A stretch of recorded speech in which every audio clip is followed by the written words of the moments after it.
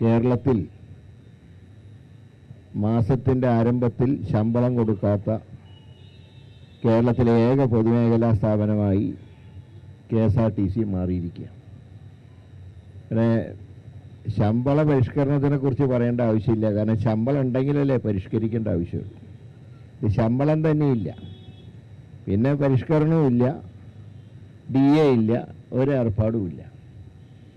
ഏറ്റവും രസകരമായ കാര്യം, ഇന്ത്യയിലെ ഏക കമ്മ്യൂണിസ്റ്റ് മുഖ്യമന്ത്രി ഭരിക്കുന്ന സംസ്ഥാനമാണ്. എന്തൊക്കെയായിരുന്നു കൊണ്ട് റഷ്യൻ വിപ്ലവ കാലത്ത് പറഞ്ഞ എന്തൊക്കെയാ? 8 മണിക്കൂർ ജോലി, 8 മണിക്കൂർ വിശ്രമം, 8 മണിക്കൂർ വിനോദം. ഇതൊക്കെ പറഞ്ഞ് സർക്കാർ ഭരിക്കുമ്പോഴാണ് മാസ ശമ്പളം കൊടുക്കാത്ത ഒരു ഡിപ്പാർട്ട്മെൻറ്റ് കേരളത്തിൽ തന്നെയുള്ളത്. എന്നാൽ ഇവിടെ സോഷ്യൽ മീഡിയയിലൊക്കെ മന്ത്രിയെ അനുകൂലിച്ചുകൊണ്ട് കുറേ വിദ്വാന്മാർ ഇപ്പോൾ ഇറങ്ങിയിട്ടുള്ളത് റെക്കോർഡ് കളക്ഷനാണ്. ഇപ്പോൾ നഷ്ടത്തിലാണെന്നുള്ള അഭിപ്രായം ഇല്ല. റെക്കോർഡ് കളക്ഷൻ, ആ കളക്ഷൻ എങ്ങനെയാണ് കിട്ടുന്നത്? മന്ത്രി വണ്ടി ഓടിച്ചിട്ടാണോ? മന്ത്രി ഏതോ 1-2 ബസ്സൊക്കെ ഓടിച്ചു എന്ന് പറഞ്ഞാൽ അദ്ദേഹത്തിന് AV ലൈസൻസ് ഉണ്ടോ എന്ന് എനിക്ക് അറിഞ്ഞുകൂടാ. AV ലൈസൻസ് ഇല്ലാത്തവർ വണ്ടി ഓടിക്കാൻ പാടില്ല എന്നാണ് നിയമം. ആനേൻ്റെ പുറത്ത് പിന്നെ ആർക്കും കയറാം, അതിന് കുഴപ്പമൊന്നുമില്ല. പക്ഷേ ആന വണ്ടിക്ക് അങ്ങനെയല്ല. ആന വണ്ടി ഓടിക്കണമെങ്കിൽ ഹെവി ലൈസൻസ് വേണം. ആനപ്പുറത്ത് കയറുന്ന പോലെയല്ല ആന വണ്ടി ഓടിക്കുന്നത്. അപ്പോൾ അതുകൊണ്ട് മന്ത്രിക്ക് ലൈസൻസ് ഉണ്ടോ എന്ന് എനിക്ക് അറിഞ്ഞുകൂടാ. ഏതായാലും റെക്കോർഡ് കളക്ഷൻ എന്ന് പറയുമ്പോൾ ഈ കളക്ഷൻ എങ്ങനെയാണ് ഉണ്ടായത്? എങ്ങനെയാണ്? ഡ്രൈവർമാർ വണ്ടി ഓടിച്ചിട്ടല്ലേ കളക്ഷൻ ഉണ്ടായത്. കണ്ടക്ടർമാർ കൃത്യമായിട്ട് ടിക്കറ്റൊക്കെ മുറിച്ച് കൊടുത്തുകൊണ്ടല്ലേ കാശുണ്ടായത്. പക്ഷെ അങ്ങനെ റെക്കോർഡ് കളക്ഷനുള്ളപ്പോൾ പിന്നെ ശമ്പളത്തിന് എന്താ കുഴപ്പം? പിന്നെ എന്താ ശമ്പളം കൊടുക്കുന്നതിന് തടസ്സം എന്താ? അപ്പോൾ തന്നെ ഒരുപാട് ഉണ്ടല്ലോ, ലക്ഷറി കോച്ചുകളൊക്കെ പറഞ്ഞിട്ടുണ്ടല്ലോ.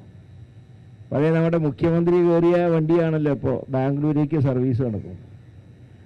അത് അന്ന് അവർ കയറിയപ്പോൾ തന്നെ വണ്ടിയുടെ പ്രാധാന്യം പോയി. പിന്നെ മുഖ്യമന്ത്രി കയറിയ വണ്ടിയാന്ന് പറഞ്ഞപ്പോൾ തന്നെ ആദ്യം ആൾക്കാരൊന്നും ആ വണ്ടിയിൽ കയറുന്നില്ല, വേറെ വണ്ടികളിലാണ് കയറുന്നത്. പിന്നെ ഇപ്പോൾ പറയുന്നത്, ഞാൻ കഴിഞ്ഞ ദിവസം വയനാട്ടിൽ നിന്ന് വരുമ്പോൾ കുന്നമംഗലത്ത് എത്തിയപ്പോണ്ടൊരു പച്ച നിറത്തിലൊരു കടുവേൻ്റെ ചിത്രമുള്ള ഒരു KSRTC. അപ്പോൾ ഞാൻ ഇതെന്താണെന്ന് ചോദിച്ചു.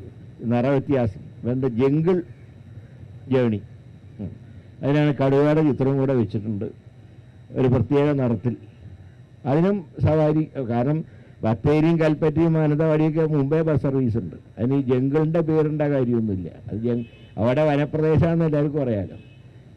ഇവരുടെയൊക്കെ മുമ്പ് തന്നെ, എത്രയോ കാലം മുമ്പ് തന്നെ ആ ഭാഗങ്ങളിലൊക്കെ KSRTCയും സാധാരണ ബസ്സുകളൊക്കെ ഓടിക്കാറുണ്ട്. അതിന് പ്രത്യേകിച്ച് ജംഗിൾ സവാരിയുടെ ആവശ്യമൊന്നുമില്ല. പഴയ വണ്ടിയൊക്കെ പെയിൻ്റ് അടിച്ച് കൊണ്ടുവരും. അപ്പോൾ ഒരു പുതിയ ബസ്സും വാങ്ങുന്നില്ല. മുമ്പ് ബഡ്ജറ്റിലൊക്കെ ഉണ്ടായിരുന്നല്ലോ എത്രയോ മറ്റേ ഇലക്ട്രിക് ബസ്സുകൾ വാങ്ങാൻ പോകാന്നൊക്കെ ഉണ്ടായിരുന്നു. പക്ഷേ ഇലക്ട്രിക് ബസ് പോയിട്ട് ഒരു ബസ്സും വാങ്ങുന്നില്ല. കളക്ഷനുണ്ട്, ശമ്പളം കൊടുക്കില്ല. സമരം ചെയ്തതിൻ്റെ പേരിൽ ഉള്ളതും കൂടെ കൊടുക്കില്ല. എത്രയോ കാലം പറഞ്ഞ് 1-ാം തീയതി എന്നൊരു ദിവസം ഉണ്ടെങ്കിൽ ശമ്പളം കൊടുത്തിരിക്കുന്നതാണ് ഈ മന്ത്രി മാറിയപ്പോൾ പറഞ്ഞത്. മറ്റേ മന്ത്രിയാണെങ്കിൽ, പണ്ട് ഉണ്ടായിരുന്ന മന്ത്രിയാണെങ്കിൽ മെയ് മാസത്തിലാണ് സമരം ചെയ്ത ജീവനക്കാർക്കെതിരായിട്ട് നടപടിയെടുത്തത്. മെയ് മാസം 1-ാം തീയതി ആണല്ലോ സർവ്വരാജ്യ തൊഴിലാളി ദിനം. അപ്പോൾ ആ ഗവൺമെൻറ്റിലെ മന്ത്രി ഇവിടെ ജീവനക്കാർ സമരം ചെയ്ത ഒരു കാര്യം നമ്മൾ മനസ്സിലാക്കണം. സെക്രട്ടേറിയറ്റിൻ്റെ ഒരുപാട് സമരങ്ങളുണ്ട്. പക്ഷെ ആ സമരങ്ങളൊക്കെ ഒന്നുകിൽ പറഞ്ഞ പോലെ DA കുടിശ്ശികയ്ക്ക് വേണ്ടി മാത്രമുള്ള സമരം, അല്ലെങ്കിൽ ശമ്പള പരിഷ്കരണത്തിനുള്ള സമരം. ഇത് ജോലി ചെയ്തതിന് ശമ്പളം ചോദിച്ചിട്ടൊരു സമരം നടക്കുകയാണ് കേരളത്തിൽ. ഒന്ന് ആലോചിച്ച് നോക്കുക. കേരളത്തിലെ സമയം ഇതിലും വരെ നാണക്കേട് പറയുന്നുണ്ട്.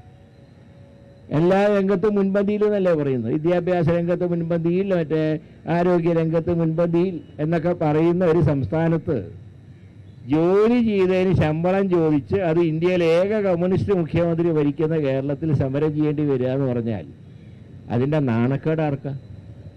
എന്നാൽ ഈ മുഖ്യമന്ത്രി ഇത് വല്ലതും അറിയുന്നുണ്ടോ? ഇവിടെ ഇപ്പോൾ എല്ലായിടത്തും നടക്കുന്നത് എന്താ അറിയോ? ഇവിടെ പറഞ്ഞാലും ഉള്ള തൊഴിലാളികളെ പിരിച്ചുവിട്ടു.